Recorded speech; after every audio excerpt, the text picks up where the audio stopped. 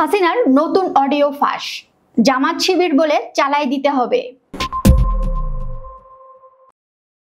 ওই যে শীর্ষ সন্ত্রাসী ইমন ওই যে বাইরে বিদেশে যোগাযোগ করে ব্যাপক সন্ত্রাসী হিটম্যান গুলো নামে, আর মাঠে যেগুলো আছে সেগুলো মাঠের গুলা করতে নিচ্ছি, কিন্তু ওরে না হলে সেলে ঢুকাইতে হবে, না হলে ওকে একটা সাহায্য করতে হবে। একদম। আর একটা কাজ করো, যে আমাদের ছেলেদের যারা মারা তারা গেছে বা যারা আহত হয়েছে যে এটা যে জামাত শিবির তারা কি করছে এই জিনিসটা ভালো সাবধান হতে হবে। এটা করতে আসলে জামাতার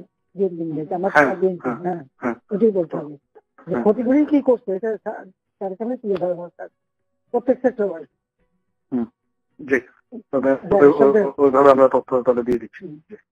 গণ অভ্যুত্থানে ক্ষমতাচ্যুত ও দেশ থেকে সাবেক প্রধানমন্ত্রী স্বৈরাচারী শেখ হাসিনার আরো একটি বিস্ফোরক ফোনালাপ ফাঁস হয়েছে, যা তার সরকারের দমনমূলক নীতির ভয়াবহ চিত্র নতুন করে সামনে এনেছে।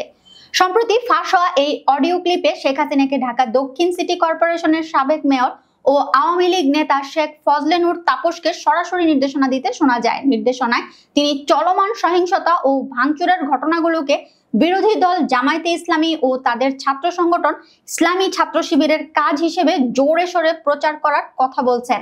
এই ফোনালাপটি শেখ হাসিনার সরকারের পতনের আগে রেকর্ড করা হলেও এটি এখন প্রকাশিত হওয়ায় তৎকালীন সরকার কিভাবে রাষ্ট্রীয় প্রচার যন্ত্র ব্যবহার করে রাজনৈতিক প্রতিপক্ষকে দমনের নীল নকশা করত তা স্পষ্টভাবে উন্মোচিত হয়েছে বলে মনে করছেন বিশ্লেষকরা।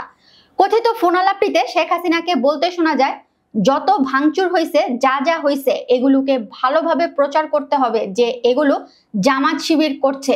এই নির্দেশের মাধ্যমে তিনি স্পষ্টতই একটি মিথ্যা আখ্যান তৈরির চেষ্টা করছিলেন, যেখানে যে কোনো সহিংসতার দায় বিরোধী দলের উপর চাপিয়ে দিয়ে নিজেদের দমন পীড়নকে বৈধতা দেওয়া যায়। ফোনালাপের অপর প্রান্তে থাকা শেখ ফজলে নূর তাপসকে সেই নির্দেশনা মেনে নেওয়ার ভঙ্গিতে সম্মতিসূচক উত্তর দিতে শোনা যায়। তৎকালীন ঢাকা দক্ষিণের মেয়র এবং কার্যত নিষিদ্ধ আওয়ামী লীগের একজন প্রভাবশালী নেতা হিসেবে তাপসের মাধ্যমে এই অপপ্রচার তৃণমূল পর্যায়ে ছড়িয়ে দেওয়াই এর মূল উদ্দেশ্য ছিল বলে ধারণা করা হচ্ছে।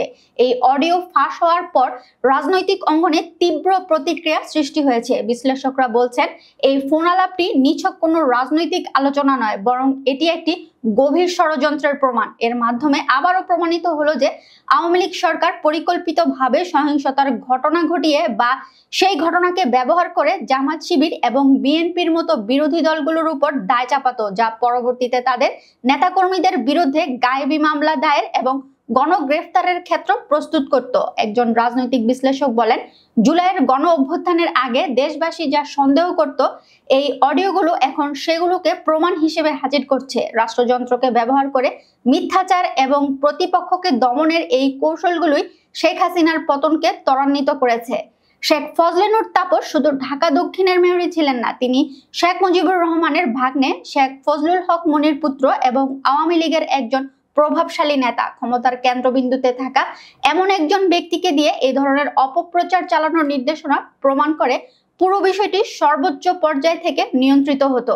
উল্লেখ্য, গণ অভ্যুত্থানের পর শেখ হাসিনার পতনের সাথে সাথে শেখ ফজলে নূর তাপসের মতো আওয়ামী লীগের শীর্ষ নেতারাও জনরোষের মুখে পড়ে। বর্তমানে তিনিও পলাতক রয়েছেন। এই অডিও ফাঁস প্রমাণ করে যে সাবেক সরকার জনমতকে কতটা তাচ্ছিল্য করত এবং ক্ষমতা টিকিয়ে রাখার জন্য যে কোনো ধরনের ষড়যন্ত্রমূলক পথ অবলম্বন করতে প্রস্তুত ছিল।